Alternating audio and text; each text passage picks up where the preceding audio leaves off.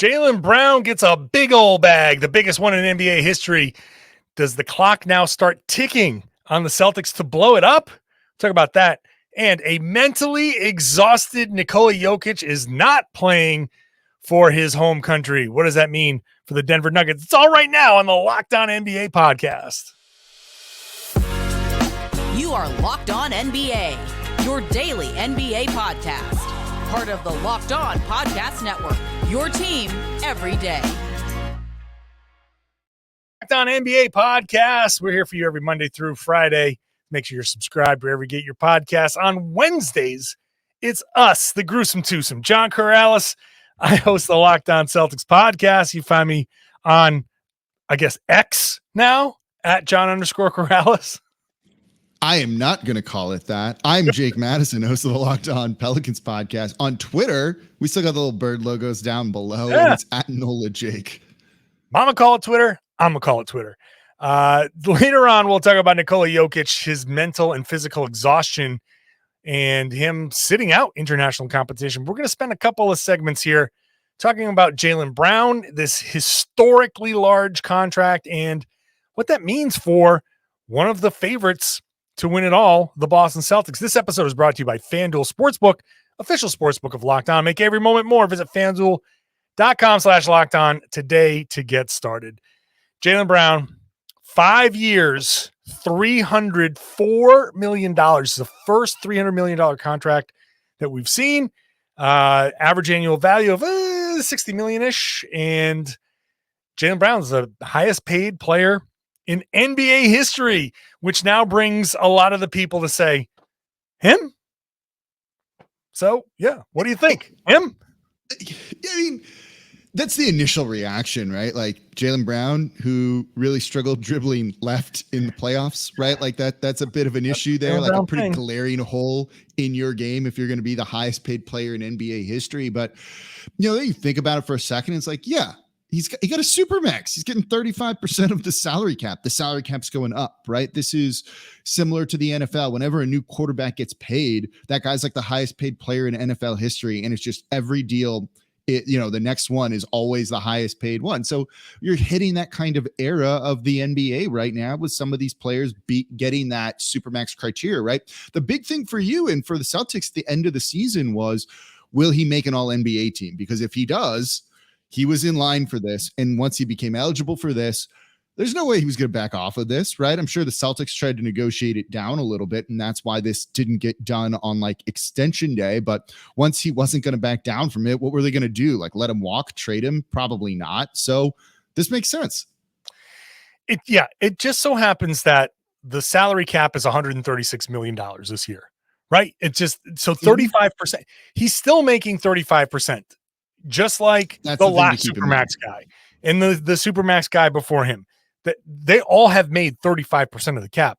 It's just of that first year, it's indexed off that first year, which is like key and what the salary cap is. So it's not 35%. Like, and if the cap spikes 40%, you get more, right? Like it's 35% of this, and then 8% raises after that. And so, hey, congratulations to Jaylen Brown for getting 35% in the biggest salary cap we have ever seen, $136 million. That's just how it goes. And that's how it's going to go going forward, right? Like that's also what this means. Remember when Steph Curry, by the way, was the highest paid player in NBA history? This was 2017 with a $201 million deal. Yeah, that's just how it goes. In 2017, the salary cap was $99 million, right? So now it's $37 million more than that. The cap just keeps on spiking. You can go back to 2015 when the salary cap was $70 million. That's about what Jaylen Brown's going to make just by himself in the final year of this deal. Times have changed. Businesses change. By the time this deal is over for Jaylen Brown, he will go back to being the 20th or so highest paid player in the league, right about where he belongs, because he's a top, let's say, 20 to 25 player. He made an all-NBA team. He's going to be on that all-NBA, either in the mix or on the fringe for the next, foreseeable future. So this deal, let's just start with that. It just makes sense because it's not based on, because it's how it goes. It's just how it goes. Like that's what it is. It's not based on ability. It's not based on should Jaylen Brown be the highest paid player ever? No, not necessarily, but but he is, because that's what the circumstances are. So hopefully people understand that moving forward, but they won't. Jake, the spotlight's going to be squarely on him. You just said, here's a guy who couldn't dribble left in the playoffs. I was being well, mean there. Like, he's still a very good player. Like, let's be clear on that. But yes, you're being mean. But this is what happens when somebody makes an average annual value of $60 million. Yeah. When he dribbles left and he turns it over, people are going to be like, still can't do that? Why are we paying you $300 million there, Jaylen Brown? If you still can't go left, like, that's going to be the type of thing. I obviously did my whole podcast on that, on the Locked On Celtics podcast. And it's one of the key talking points here is Jaylen going to be able to live up to the contract? Is he going to be able to hold up under the pressure? You suddenly become, on a team with Jason Tatum, the highest paid player around ever. How is that going to impact him? How is that going to impact the team? Is he going to just play within himself, or is he going to try to do too much and try to be like, hey, I got this. I'm the highest paid player on this team. I'll take over down the stretch. Be like, okay, you're still Jaylen Brown. I can't imagine that, right? Like, I can't imagine that coming from him, where he's going to be like, no. It's me, not you, Jason Tatum. But you don't know how this contract's going to impact him. And that's one of the things. If I've been a proponent of Jaylen Brown doing just a slight bit less, trying to do a slight bit less, and he will actually accomplish more doing that. Like, you don't have to dribble left into traffic, buddy. You can just kick it out. You can make it, you can swing it, or you can cross on over and see something and try reset the play. It's fine to do that. His biggest problem is trying to do too much. You give a guy a big contract and who already has a propensity for trying to do too much, then the question does kind of enter my mind.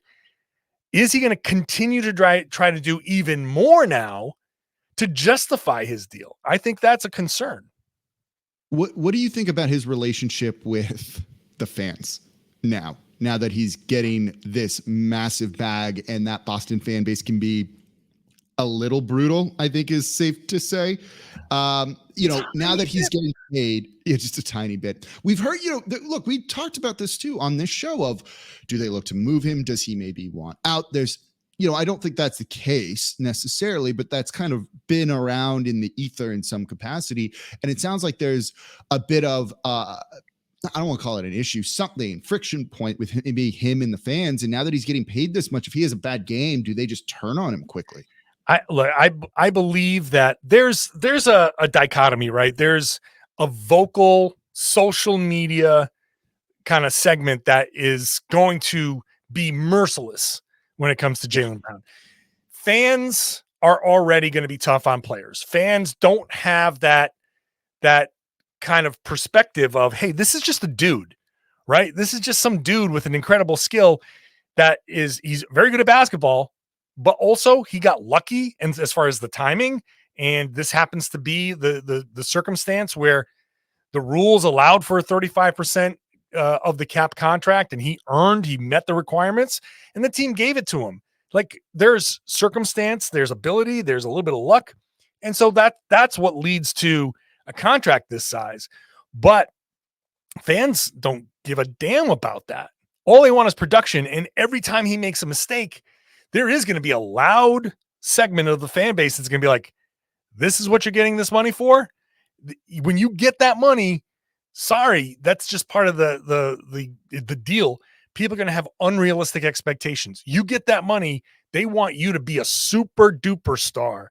And Jaylen Brown's just not a super duper star, right? That's just not where he is. And so I'm hoping for Jaylen that he plays within himself so he doesn't make these mistakes, goes out there, just puts up his usual like 24 points, 26 points, and plays good defense.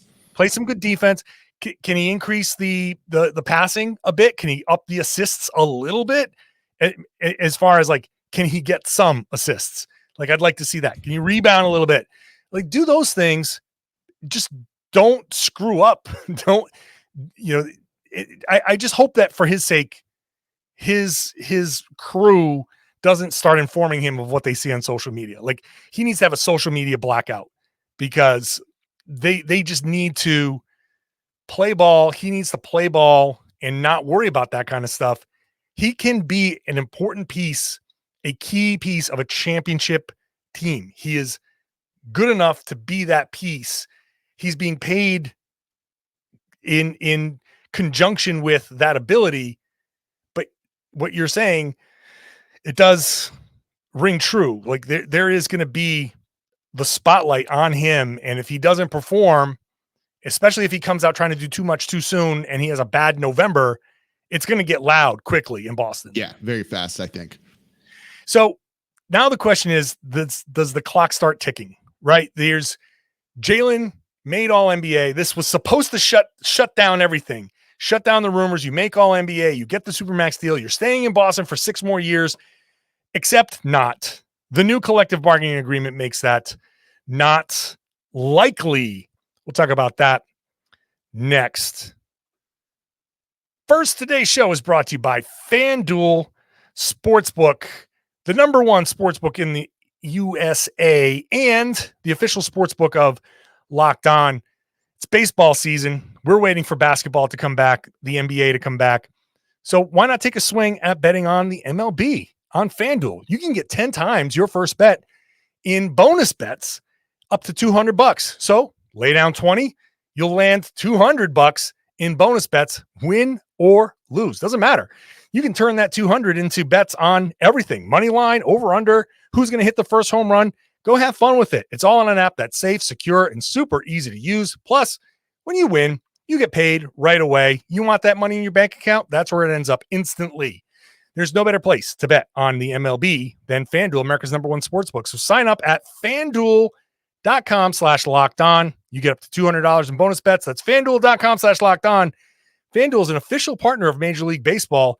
We ask you to please gamble responsibly.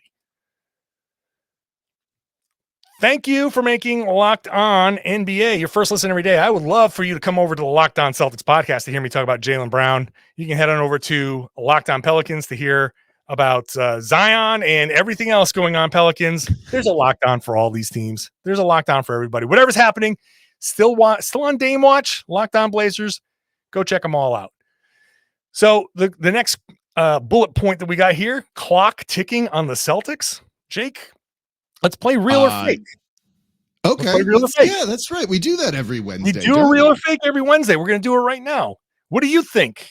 I know my answer, but let's give it to you first. Is the clock ticking now on the Boston Celtics? This is super duper real. Like, this is as real as it gets, and it's about a 2-year clock. A 2-year clock, you can maybe get it a little bit further. I think you could stretch it out to 3 years. This just comes down to, can you pay Jaylen Brown and Jason Tatum together for that amount of money? Tatum's going to get a new deal.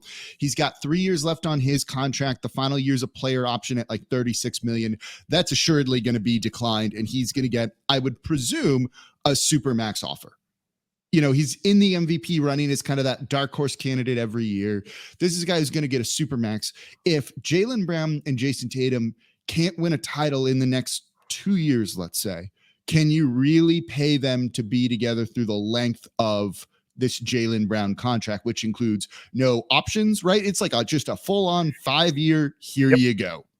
You know, it's so you can't necessarily get out of it early. And if they have just not shown that they're capable of winning a title, can you pay them that much money together? And I think that's a valid question right now. Yeah, I think, look, under the old CBA, this wouldn't be a question. I think under the old CBA, you just pay the deal. You just pay them, and you say, all right, as long as they're willing to pay the tax, you just keep paying these guys and you keep hoping. Now, there would probably be an expiration date on that regardless, because you can only keep going with these two guys. If this is your core and they just cannot get over the hump, at some point you got to say, all right, maybe we got to look at a different mix. Maybe you got to look at maybe more complementary pieces. But you can also roll with it longer because there's other ways to try and improve the team and other things that you can do. So you can say, we do believe in this core and we'll trade for Kristaps Porzingis or something, you know, like that. And that's my point here. Now Kristaps Porzingis comes in, but under the new CBA, yeah, very real, uber real, as real gets, basically. Yeah. This is, the clock is ticking on the Celtics. And I'll say this, It doesn't matter. Win or lose, I still don't think that Jaylen Brown, this Celtics team with Brown, Porzingis, and Tatum is unsustainable. As the Celtics roster is currently constructed, after this season they're below the second apron, but next season they're already above it. So you're looking at, in the 24-25 season, Jaylen making about $50 million, Tatum at $35, Porzingis at $29. So that's $114 million for your stars, plus Brogdon at $22.5, Derek White at $19.5, Robert Williams at $12.5. That's 6 players making 8 figures. One of them's a Supermax. Another's about to become a Supermax. It's not sustainable. That second apron is there. It's meaningful. It means a lot in Boston, especially. So somebody's going to have to go. If the Celtics cannot win a championship in the next 2 years, it's going to be which 2 guys work best together. And it might be after this 1 year, which 2 guys work best together. And if you have to turn Jaylen Brown, let's say, into a couple of complementary players, and you say, Tatum's a wing, Porzingis is a big, they're just going to play more complementary basketball together. We're going to try to flip Brown into 2 complementary players. And I know that old saying, 2 nickels don't make a dime. It's going to be tough to get 2 equal value players, but the Celtics are going to have to figure something out to try and make that team work around whichever 2 guys they keep. It's going to be kind of interesting over the next few years. Who stays, who goes? It might be Porzingis. Who knows? It might be Jason Tatum for all we know. I doubt it, but it could be. But the clock is definitely ticking. I really honestly believe the Celtics, along with maybe like Milwaukee and a couple other teams, are one of the first teams to get completely screwed by this new CBA. They built a contender under the old rules. They were doing a great job building under the old rules. Were they doing a good enough job to win a title? I don't know.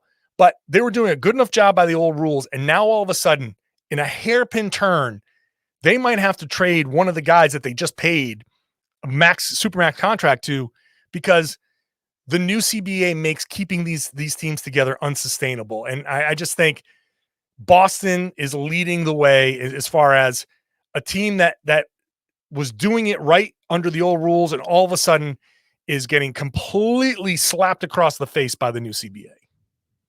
I mean, you're seeing teams understand that.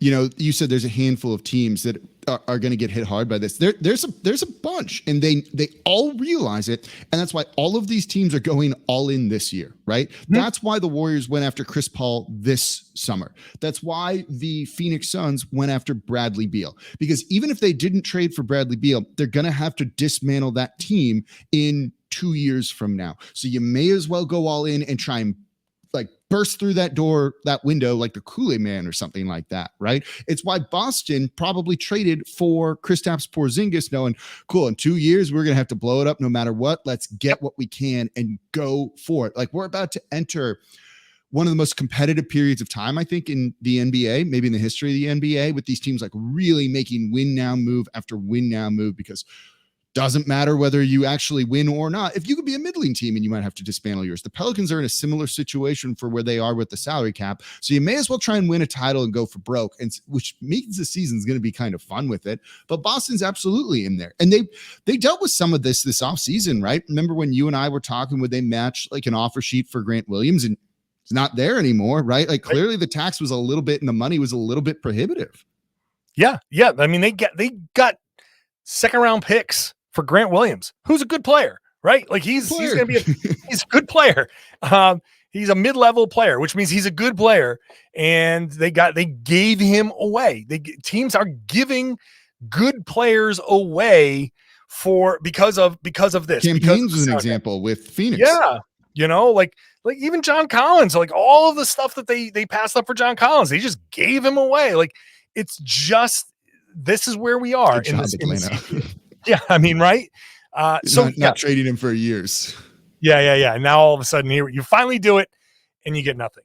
But salary dump. I don't know. That's just one of those things of like, not for this episode. Save that one. Put that one in the bank. But yes, the clock is ticking on the Boston Celtics. And the question is simply, which one of those three, Tatum, Brown, Porzingis, ends up being the odd man out? Can they win a championship with those guys to make the next move palatable? If they win a championship this year, do they keep it and ride with it and say, let's try to repeat, and then just say, hey, gotta sell off pieces? It's going to be difficult choices galore for the Celtics, but this is a team to watch over the next 2 years for big names being available in trades. And you're right, they are not alone, but that's what the CBA is meant to do. It's meant to rip the top teams apart and kind of feed the bottom teams and get that churn. Just get that next. You got the windows, the championship windows are smaller, and your time at the bottom should be shorter. That's the parity that they're going for. In theory, depends on your front office a little bit. Yeah, we'll see. We'll see how it goes. All right, so let's be done with the Celtics. This is Locked On Celtics is my podcast, so we're going to finish this and make it the Locked On NBA podcast and go into Nikola Jokic, who is not playing internationally this year because he's just exhausted. He's done. I want to thank you for making Locked On NBA your first listen every day. Check us out. We're here Monday through Friday for the rest of this. We're not taking days off. I'm going down personally on Locked On Celtics 3 days starting next week. Locked On NBA 5 days a week. So make sure I'm in a hotel room. We're still doing this. No vacations here. Yeah, man. Why? Well, the vacations. Come on. Also, I got to call you out here on the show where you were like, okay, we're not going to make the show Locked On Celtics anymore. John had his background. He's not actually standing in front of a Jordan Brand backboard here. had the Celtics background on of the practice facility. He was like, oh, I can't do that. It's going to look so bad on this show. That I've got to change it here. I think I used it last week by accident. I want to keep this branded generically. This is an NBA show. We all of us Locked On hosts, Locked On NBA hosts, we host our own individual podcasts. I want to save the Celtics stuff for the Celtics. I want to keep my national opinions separate. So here, I'm in a generic. This is my room. I want to pretend that this is an actual room, Jake, with a hoop. Yeah, okay. In the back. You should have put like a beach back there and been like, see what I do? I'm so committed to this show. I'm on vacation in this tropical location and I'm still podcasting here with you. If I have I've run into NBA players at this hotel. So does this background make it good for Locked On NBA? Sure. I don't have anything in my background. I mean, I could do the bricks like I'm doing stand-up. Is that good? No? I go the other way. Yeah, it was fine. It was fine.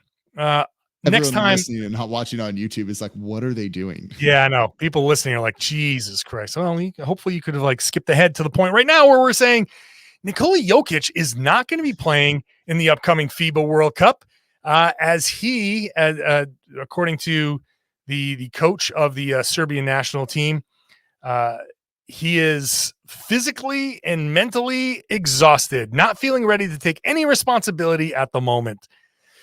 So, Jake, I mean, I guess the question here is it's taking a lot more out of guys to play a full season, to make these playoff runs. The NBA is really a much more year-round league now. Guys are expected to come into camp fully in shape, ready to go, especially with the shorter preseasons now. You have time at the end of your season to just spend a month to relax. And if you're not back in the lab at the beginning of July or in the middle of July, it feels like you're behind. And if you're going to go to play overseas, you're making a sacrifice. You're sacrificing some stuff on the NBA side to represent your country. And I guess the question I have here is, Jokic has represented Serbia plenty, and he's making these deep playoffs runs. You saw how he was at the end of when they won the championship. Is this just part of maybe NBA stars kind of starting to separate themselves from international competition? I think it could be. I wouldn't rule that out necessarily. You look at Team USA on this and some of the names on there, it's not some of these like killer names that you would normally think, right? You don't see Kevin Durant there. You don't see Devin Booker in some of those things, just looking at the Suns for whatever reason there, and some of these other names. So I think so. It is a longer season. The grind has gotten very real, right? We're also going to see going forward, rules to try and limit a little bit of load management too, which might keep those guys ready to play, extra games in the off season too. But if now to win awards, you need to be playing 65 plus games, you'll see even less of that. I think, I also wonder how this is going to affect the Denver Nuggets in terms of like a title hangover. Jokic seems exhausted, and deservedly so, and understandably so. As you said, right? He was like, "Oh, I got to show up to the championship parade. Like, I want to go home and see my horses and like get out of here." And he was like crushed about that, right? Like he clearly needed a break. So this is the right move for him.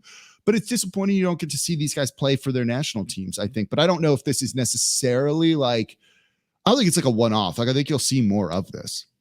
Yeah, and there's some questions about Giannis playing for Greece. I know that he was originally doubtful, but I guess he might have shown up on a roster right now. I don't know if he's going to play or not. But look, the NBA teams are paying players. We just talked 2 segments about Jaylen Brown. $302 million. This is, I mean, players have always made a lot, and this conversation about international play has happened since NBA players have been invited to play internationally.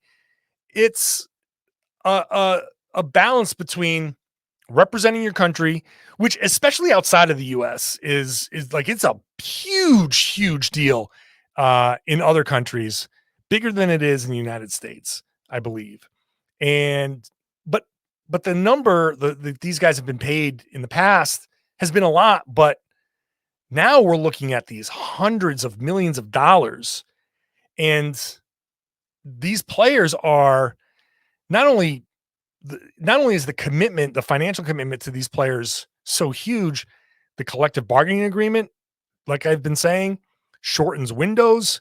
There's the churn of contending, the bottom, the middle, like it's going to start moving so fast that you kind of can't risk your investment playing overseas or playing in international competition and saying, is this person going to be ready for this playoff run? Because you don't get 5 years of playoff runs anymore. You're going to get 2-3 years of playoff runs. You better win that championship in 2-3 years, because you're going to start getting so expensive where there goes your roster again, big turnover. I'm just thinking, like, with everything together, it is up for debate. I do think teams are going to be a little bit more like, are you sure you want to go? And as for Denver's hangover, I mean, there's always going to be a hangover. It's always going to be tough. Yeah. It's not great for Denver to hear, physically and mentally exhausted in July. But if anything, I think Jokic is the only guy around that can kind of play himself into shape and still be effective. Yeah, it's all going to be fine. And I also think the international play can be so good for you for coming into the season looking really sharp. So I like certain players doing this, getting there, and then coming in to start the year. But I get it. It was like 90 something games for Jokic this year. What was the number that he ended up playing? Like an absurd amount at the end of the season when you factor in a finals run, right? Where you're going into June with all of this. So it's okay to be exhausted, and I think you'll see some players bow out of this, but also, if the guys from the title winning team, as the game gets more international, like, sure, but Giannis should play. There's no reason not to, other than you don't want to get hurt.